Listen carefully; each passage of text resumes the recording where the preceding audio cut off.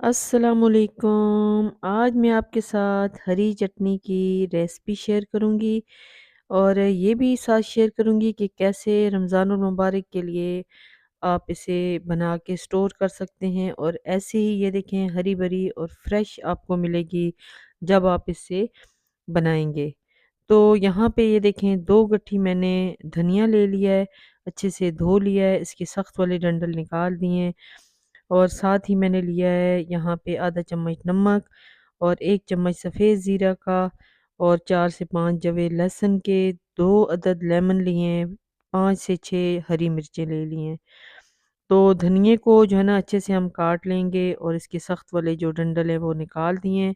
पुदीने के सिर्फ हम पत्ते लेंगे कि इसकी जो डंडियाँ होती हैं वो कड़वाहट पैदा कर देती हैं। तो अब जो है हम सबसे पहले ये तमाम चीज़ें इसमें ऐड कर देंगे, हरी मिर्चें भी जो है ऐड कर देंगे, साथ ही नमक और लहसुन भी छिला हुआ वो भी इसमें ऐड कर दिया है, 2 लेमन स्क्वीज़ कर देंगे।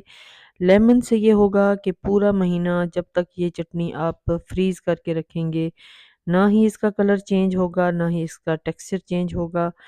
अब इसमें 3 से 4 जो है चम्मच मैंने पानी के ऐड किए हैं, इससे ज़्यादा पानी आपने ऐड नहीं करना ताकि ये ब्लेंड हो जाए, सिर्फ़ ब्लेंडिंग के लिए हमने यहाँ पे पानी ऐड किया है। तो रमज़ानुल मुबारक आने वाला है, आप इससे पहले प्रिपरेशन कर सकते हैं। ये देखें हमारी चटनी बहुत ही बेहतरीन सी ब्लेंड हो चुकी है। अब आपने आइस क्यूब ले लेने हैं जो कि सॉरी आइस क्यूब के लिए जो ट्रेज़ होती हैं वो ले लेनी है और उसके अंदर आपने तमाम चटनी को डाल के आपने फ्रीज़ कर देना है। अब आप जितना अरसा भी इसे फ्रीज़ रखेंगे ये बिल्कुल फ्रेश रहेगी। आप चाहे 1 महीना यूज़ करें, 2 महीने यूज़ करें, तो ये बहुत ज़्यादा आसानी हो जाती है रमज़ानुल मुबारक में हर रोज़ चटनी को बनाना थोड़ा टाइम टेकिंग होता है, हमने इबादत भी करनी होती हैं। तो इस तरह से आप ये ग्रीन चटनी बना के स्टोर कर सकते हैं।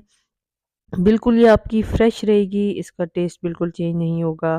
तो ये देखें ये तमाम जो है क्यूब्स रेडी हो चुके हैं। एक ही दिन में ये जो है ना बिल्कुल अच्छे से फ्रीज़ हो चुकी है। अब ज़िप लॉक जो है ना बैग आपने लेना है और उसके अंदर आपने इसे इस तरह से अलग-अलग करके फ्रीज़ कर देना है और एन्जॉय करना है रमज़ान में। इसे आप चटनी बनाएँ, रायते में डालें या फिर जो है जिस तरह से भी चाहें इस्तेमाल करें। आपके लिए बहुत ज़्यादा कन्वीनियंस होगी, बहुत ज़्यादा आसानी होगी। दुआ में याद रखिएगा। अल्लाह हाफ़िज़।